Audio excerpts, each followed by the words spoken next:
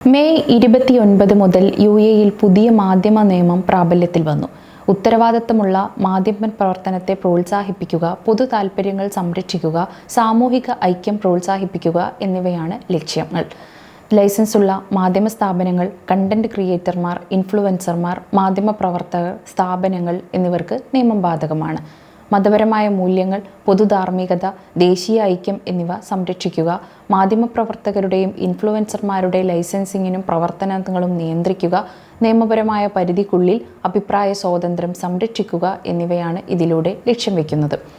UAE-യിൽ മാധ്യമപ്രവർത്തനം, influencer ജോലി, digital പ്രസിദ്ധീകരണം എന്നിവയിൽ ഏർപ്പെടുന്നവർക്ക് വർക്ക് ലൈസൻസ് നേടണം. മതത്തെയും സർക്കാരിനെയും സാമൂഹിക ഐക്യത്തെയും അവഹേളിക്കുന്ന ഉള്ളടക്കം ഒഴിവാക്കണം.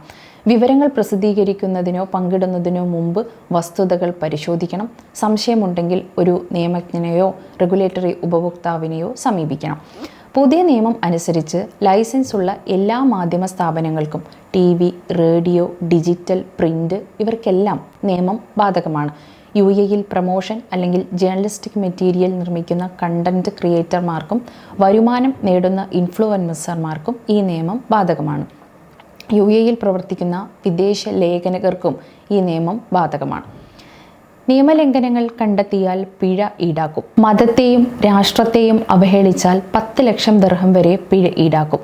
രാജ്യത്തിൻ്റെ ചിഹ്നങ്ങളുടെയും നേതൃത്വങ്ങളെയും അപമാനിച്ചാൽ 5 ലക്ഷം വരെ പിഴ ഈടാക്കും.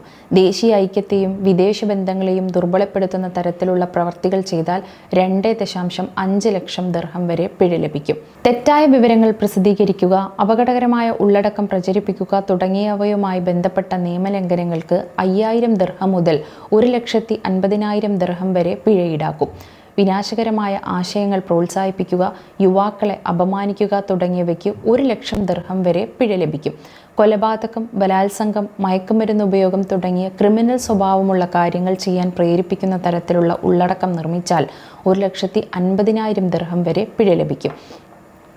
ലൈസൻസ് ഇല്ലാത്ത മാധ്യമ പ്രവർത്തനം നടത്തിയാൽ ആദ്യ തവണ 10,000 ദിർഹമായിരിക്കും പിഴ നൽകേണ്ടത്. ഇത് ആവർത്തിച്ചാൽ 40,000 ദിർഹം വരെ പിഴ ലഭിക്കും.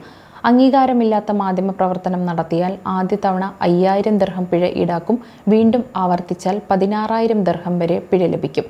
ലൈസൻസ് പുതുക്കാൻ 30 ദിവസം വരെ സമയമുണ്ട്. വൈകിയാൽ പ്രതിദിനം 150 ദിർഹം എന്ന നിരക്കിൽ 3,000 ദിർഹം വരെ പിഴ ഈടാക്കും. UAE മീഡിയ കൗൺസിലിൻ്റെ ഔദ്യോഗിക വെബ്സൈറ്റിൽ ലൈസൻസിങ്ങിനും ഉള്ളടക്ക നിയന്ത്രണത്തിനുമുള്ള സേവനങ്ങൾ ലഭ്യമാണ്. മാധ്യമരംഗത്ത് പ്രവർത്തിക്കുന്ന വ്യക്തികൾക്കും സ്ഥാപനങ്ങൾക്കും നിയമം പാലിക്കാൻ ഇത് സഹായകമാകും. മാധ്യമ ഉള്ളടക്ക മാനദണ്ഡ ലംഘന സമിതിയാണ് നിയമങ്ങൾ കൈകാര്യം ചെയ്യുന്നത്. ഈ സമിതിയിൽ 3 മുതൽ 7 വരെ മാധ്യമ വിദഗ്ധർ ഉണ്ടായിരിക്കും.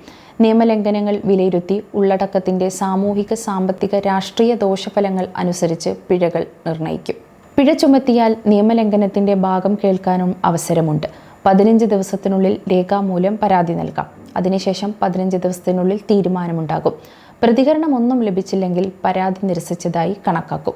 പ്രവാസികളായ കണ്ടന്റ് ക്രിയേറ്റർമാർ ഈ നിയമത്തെക്കുറിച്ച് അറിഞ്ഞിരിക്കേണ്ടത് അത്യാവശ്യമാണ്. നിയമങ്ങളെക്കുറിച്ച് മനസ്സിലാക്കി പ്രവർത്തിക്കുകയാണെങ്കിൽ UAE-യിൽ കണ്ടന്റ് ക്രിയേറ്റ് ചെയ്യാൻ ഭയപ്പെടേണ്ടതില്ല.